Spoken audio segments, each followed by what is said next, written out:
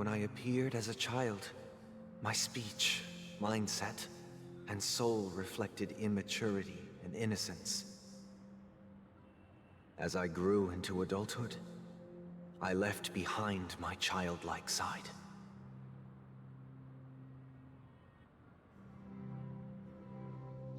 I humbly request your blessings, esteemed advocate of Shipe. Come to me, my kinship. I have sought their presence with us. As you wish. I have faithfully served the Alfalfa family for nearly a decade, promoting the path of the harmony to the best of my ability. However, I made a mistake yesterday. While I was preparing dinner for the family head, I accidentally dropped a prepared dish on the floor. Out of laziness, I lied and claimed that everything was ready. Although the head has dismissed me as punishment, it has been tough to sleep with the guilt still gnawing at me, as I worried that the seeds of evilness may have taken root in my soul. So, I confess to you now, to seek atonement for my sins. Do you sincerely repent and vow to change your ways? Yes. Have you examined your soul and confessed all your sins? Oh, yes. Are you willing to accept the process of atonement? Yes. Very well. Show your dedication and goodwill to the family, and you shall be reinstated among them. Now, please, leave in peace. Oh, praise Shipe. And thank you, esteemed advocate. Next, please step forward. I wholeheartedly confess to you. Please, pardon my sins. Rest assured, I have implored their presence to be with us. As long as you are sincere, absolution will be granted. Oh, great. You know, I arrived in Penacony as a stowaway. I sold everything to get a ticket. My house, my land, and my 2 children. I see. Please, go on. My children were starving, and I hoped they'd have a chance at survival if they became slaves here. If I can strike it rich here, I'll lift them out of that situation and give them the life they deserve. But the Bloodhound family got wind of it. They're on my tail, hunting me down. I thought I could bring my kids here. It was all my fault. All my fault. The family is ready to forgive all sinners. I'll ask the Bloodhound family to cease their pursuit. You don't need to live in fear anymore. Oh, thank you. Thank you. I'll work my hardest to redeem my children and make them part of the family. Praise the harmony! Next, please step forward. Hey! Long time no see, Mr. Sunday. The most esteemed individual in Penacony, and the next leader of the Oak family, right? I have sought their presence with us. Let us proceed. Sure. Let's just get this over with. I have sinned. Please forgive me. I wasted half a pizza at breakfast, and a bottle of Soul Glad. That's it. Nothing more. Can we wrap this up? I've got a robo-ball game to catch, you know? Do you seek to atone for your sins through good deeds? My sins? Well, started to sound like a saint, huh? Well, let me tell you something. Neither the family nor you have the right to judge me. You think nobody knows what your precious family has done? About the watchmaker? Huh? Don't kid yourself, Featherbrain. Those dream chasers might be fooled by your act, but don't fool yourself. Before you start spouting off your holy verses, answer me this. Where does the power of the Oak family come from? And your power? What makes you think you can sit there all high and mighty, looking down on everyone else? Well, I've spent enough time in confession today to enter the Harmony's paradise, right? Then I'll take leave. Good luck with your election, and don't make me regret my investments in you.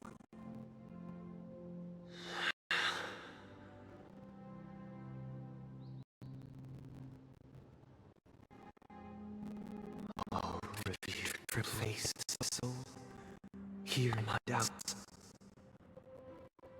Who can judge the strong when their power hides their crimes?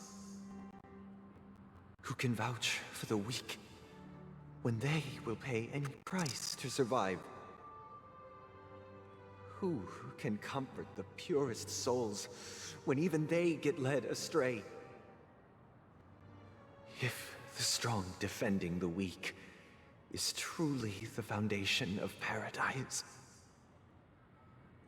then who is responsible for the suffering and anguish in this wretched world?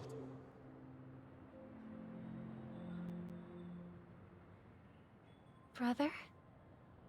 Brother? Brother, are you all right?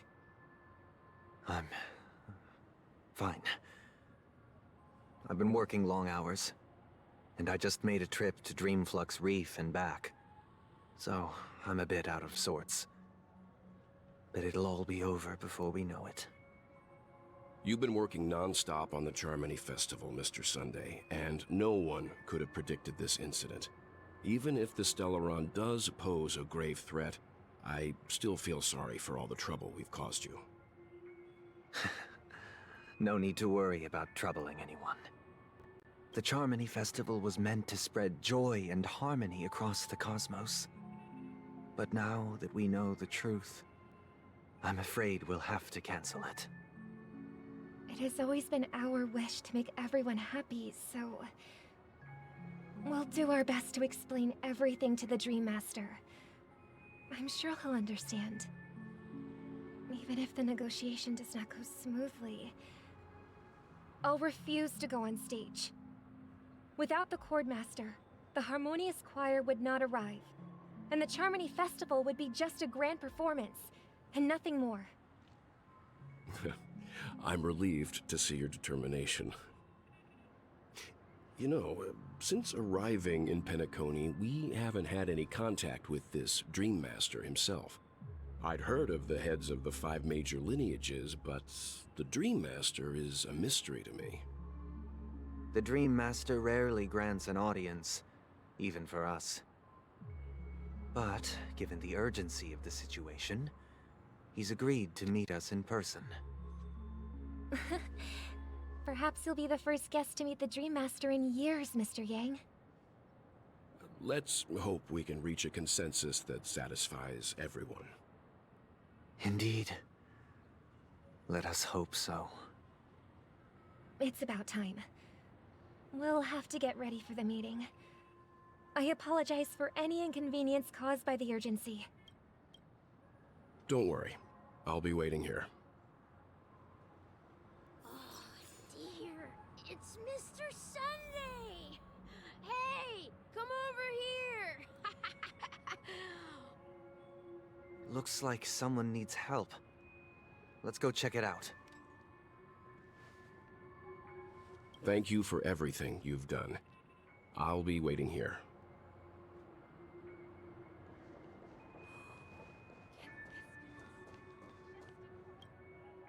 Oh, Mr. Sunday. Hey there! Okay, see the moon in the sky? It's about the size of the cap on my Soul Glad bottle. If I just reached out my hand, I could grab the moon, couldn't I? The moon? You mean the Grand Theater? Yeah. Look at me. I've been away from home for too long. I must be missing that moon. But it's no big deal. The Grand Theater here looks much better than the moon back home. It's just magnificent. They told me not to sell everything I had just to come to Penacony. How short-sighted. Selling everything you had? Why would you go to such lengths? Why? Can't you see? Life back home is miserable. It's not really living at all. It's better to be here at Penacony. No pain, no worries about tomorrow, just sweet dreams. You can do whatever you want. That's what I call living. Yeah, now this is the life. Is this truly living? Huh? What did you say, young lady? I didn't quite catch that. Oh, it's nothing, sir. You see, the traffic on Glock's Avenue can be dangerous. How about I ask a Bloodhound family member to escort you to Ideen Park over there, so you can continue enjoying your sweet dream? Oh, yeah, that's a great idea. Wow, no wonder you were the leader of this sweet dream. You're totally a lifesaver. See you around, Mr. Sunday, and it was nice chatting with you.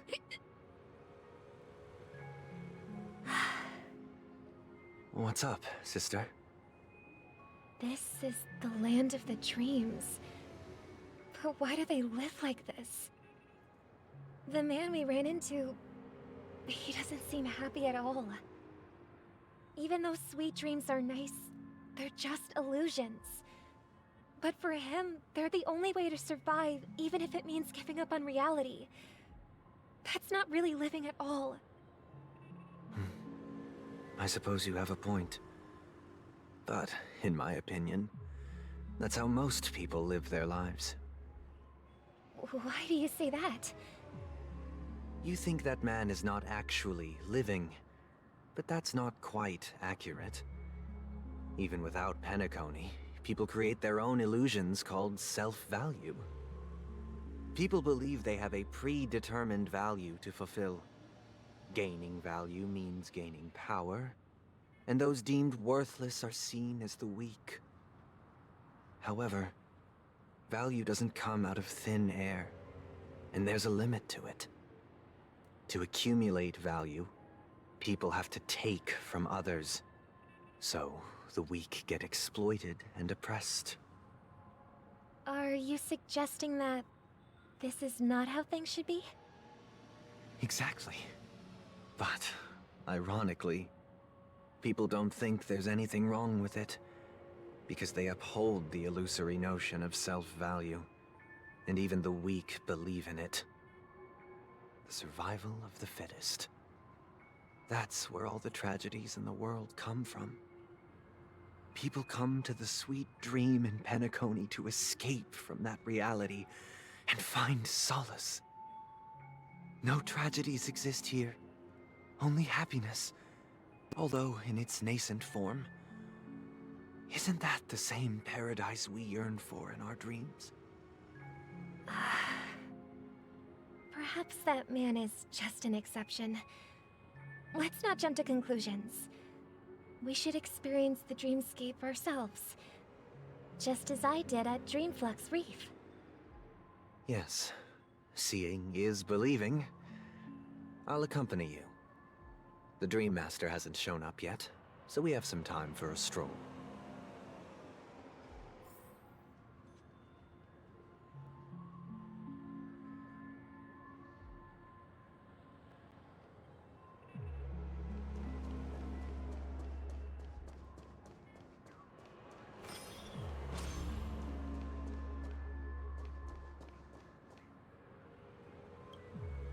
Glad to meet you again, Robin. How are the preparations for the Charmony Festival coming along? We're all so excited about it. It's going smoothly. Thanks for making the trip to join the festival. You're too kind, Robin. It's a pleasure to have guests from all over the universe celebrating day and night. I can't stand being lonely or bored, so this jubilant dreamscape is perfect for me. But if this went on forever, would it get boring too? Nah, not at all. Who would get tired of having so much fun? Every day, you get to wear fancy clothes, explore all sorts of dream bubbles, indulge in delicious food without gaining weight, and you never get old or sick. As long as you can afford a room, this place is the ultimate paradise. But you know that only a few things can be brought back from the dreamscape to reality, right?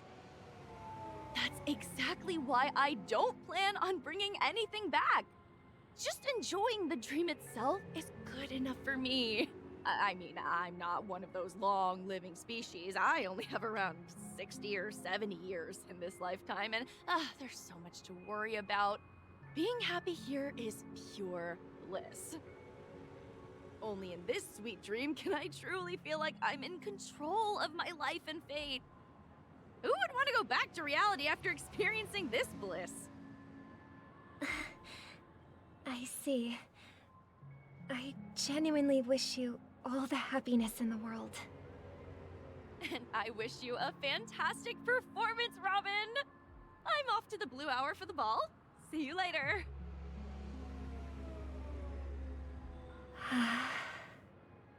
Seems like that guest's perspective didn't resonate with you either. She had a valid point. I could sense her genuine happiness.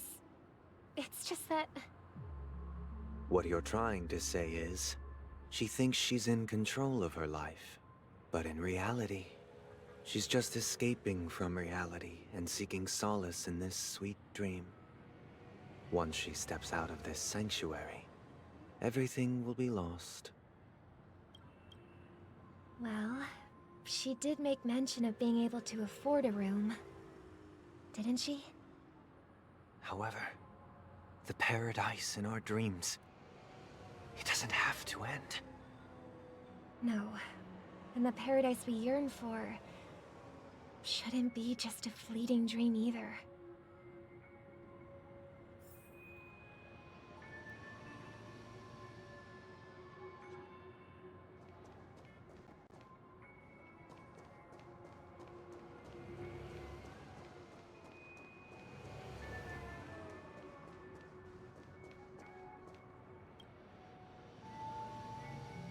The scenery in this dreamscape is truly breathtaking, isn't it? Oh, Robin. Can't believe I'm meeting you in person here. What an honor. You're right. Even though time stands still in this dreamscape, it always feels fresh. I find something new every time. A philosophical mind. I hope I'm not intruding. Oh, not at all. No. With little time left, I yearn for meaningful conversations, especially with someone as esteemed as you. Do you mind if we chat? It's my pleasure. No need to be formal. Just speak your mind. You said, with little time left. Please, forgive me for being blunt. But is that why you came to Penacony? Yeah. I was part of a war, and while escaping from the Sarkosian mothership, I got exposed to some radioactive materials. And then, all my comrades died, and my hometown was wiped out by neutron bombardments. I couldn't bear to live with everything I knew gone. That's when I heard about a possible solution here, so I came. How heart-wrenching. I hope the family has been able to help you. They have, and I'm truly grateful for that. They provided me with a comfortable room, the most advanced life support devices in the cosmos, and a stellar team of caregivers. My physical body is now in the dream pool, sustained by life support. The me you see here is whole, rational, and no different from any other person. But I can't say the same for the me in the hotel room. My true appearance? Huh? I hope you never have to witness it, Robin. So, you'll be living forever in this dreamscape, right? Just being able to live at all is good enough for me. Whether it's in this dreamscape or not, well, I don't really have much say in the matter. My world has been torn apart, and my life could end any second. So, even if this whole place is an illusion, it's still my paradise, and I'll treasure every moment I spend here. How I envy those everlasting things. That old man's story. It's so tragic. Fortunately, this sweet dream gives him joyful memories to hold on to for the rest of his life. That's precisely why this sweet dream in Penacony exists. However, even this sweet dream has its limitations.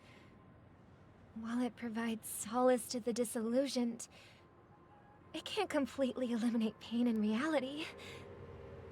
There will be a way out. Penacony is already on the right track.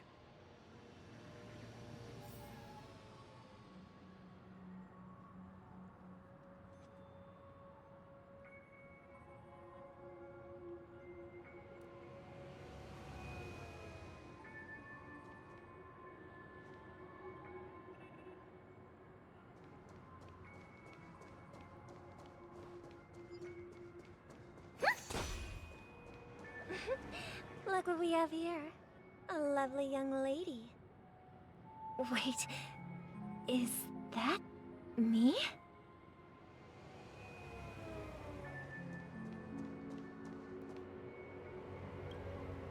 Brother, what a surprise to see you again. Show yourself. Your trick won't work on us. I've heard that a skilled masked fool received an invitation too. That must be you, right? Did you enjoy yourself? Barely. The people here are way too gullible. A little bait is all it takes for them to bite. And they run away at the slightest hint of danger. In other words, they're naive and cowardly. Now that you've had your fill, it'd be wise to leave before it's too late. The music of the harmony doesn't tolerate discord. What? Now that you have the real Robin, I'm useless? Oh, how disheartening. I've done so much for the family. You should be thanking me, because if it weren't for me cleaning up this mess, Penacony would still be in shambles. Don't you think? That was a personal request from the head of the Iris family, and it has nothing to do with us. Step aside and stop causing trouble for the Charmony Festival. The Charmony Festival? You think you can scare me? You think I've no idea what you're planning? I don't care what you're thinking, chicken wing boy. But I'm pretty sure our lovely Robin won't be appearing on stage. After all, you're well aware of what a sorry state this dreamscape is in under the banner of harmony. Penacony, the land of the dreams. Is this truly the paradise you desire? Stop it. What's the rush, chicken wing boy?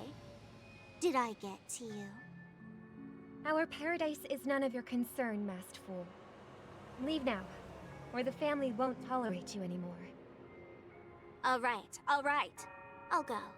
But Robin, I suggest you seriously consider this. Do you really believe those living in dreams can escape pain and find true happiness? Well, I've done my part, and now I'm simply waiting for the fireworks to begin. Here, the last 2 gifts for both of you. And don't lose them. If by some unfortunate chance the Charmony Festival starts against all odds, remember to use them during the show. And it'll be thrilling. Bang! I heard a raven cawing in the distance. It seems the Dream Master will arrive soon.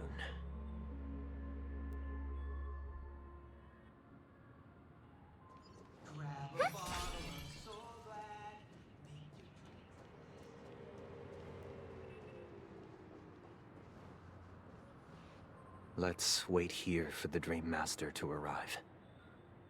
Okay. By the way, brother, I heard you no longer have a sweet tooth. Back when we were kids, you used to steal my desserts. Seems like a lot has changed during my absence. What exactly happened?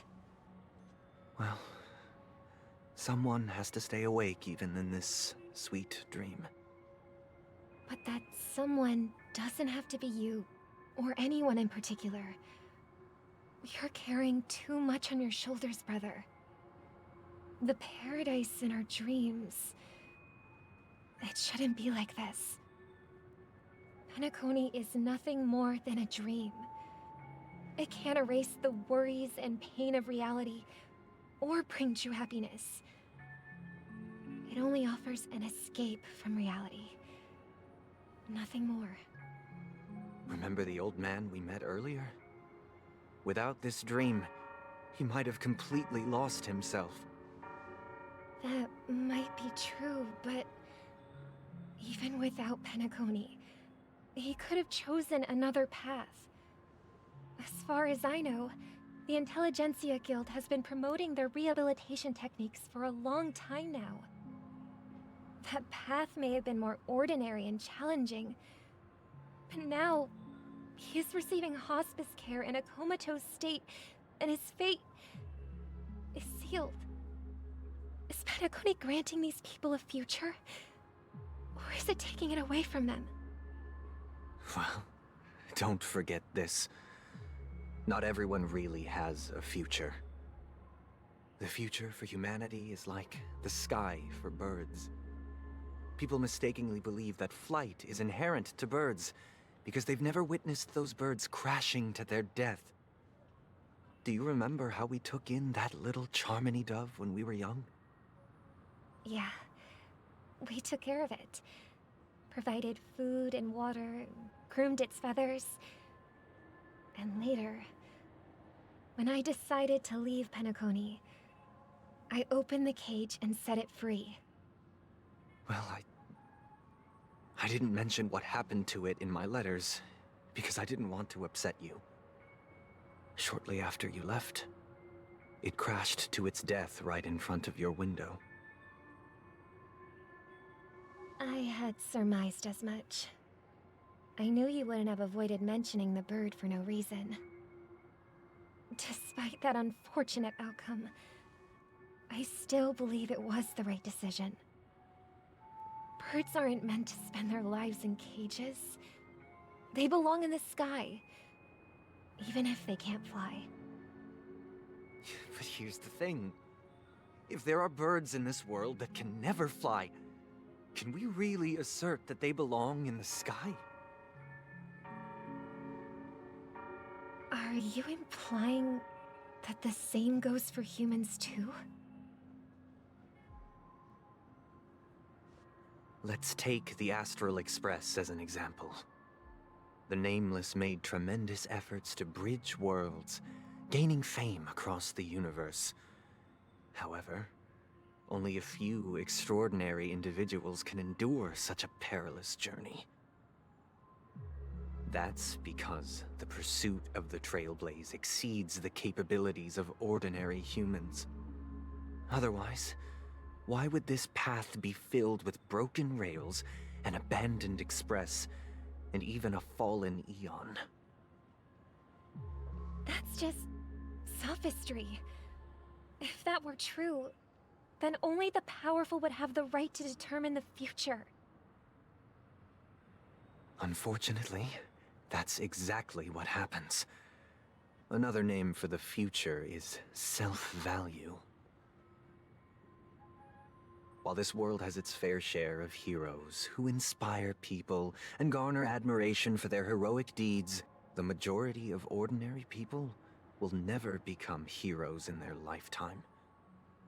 Some are born weak and vulnerable. Some find themselves trapped in unfortunate circumstances. Some fall victim to malice and cowardice. When it comes to survival, everyone is equal. And the weak can only watch as their value gets constantly diminished by external forces. That's why we should care for the weak and support them as if their suffering were our own. That's what the Odes of Harmony have always taught us. While the Harmony holds noble aspirations, the strong will always be strong, and the weak will always be weak. Even in this carefree dream. Human nature contains greatness, but it also harbors inherent weaknesses that can't be eradicated. In the end, if people can't even secure their own survival, they won't care about the illusory future of equality. As long as the law of survival of the fittest prevails, there will always be fledglings crashing to their death. But if people don't live for the future, do they merely exist for survival? If even you, my brother, don't believe that the Harmony will save the weak, then which Eon can make our dreams come true?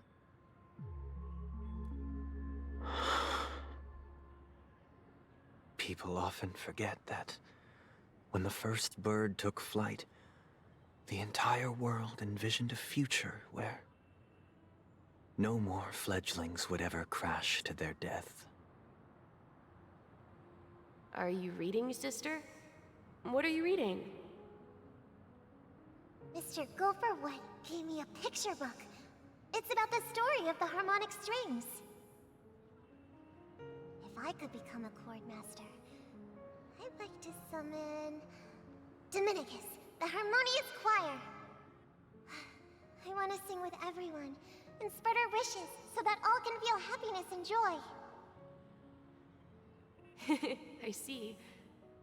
Then, I would summon the harmonious choir too.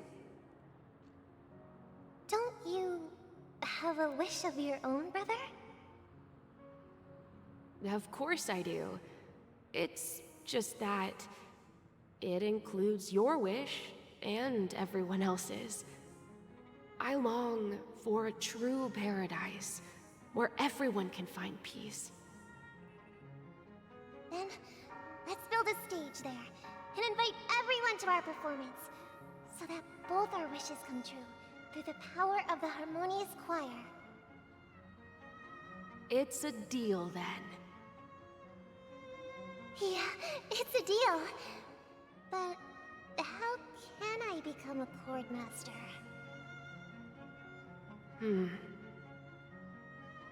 Maybe you'll have to become a star first.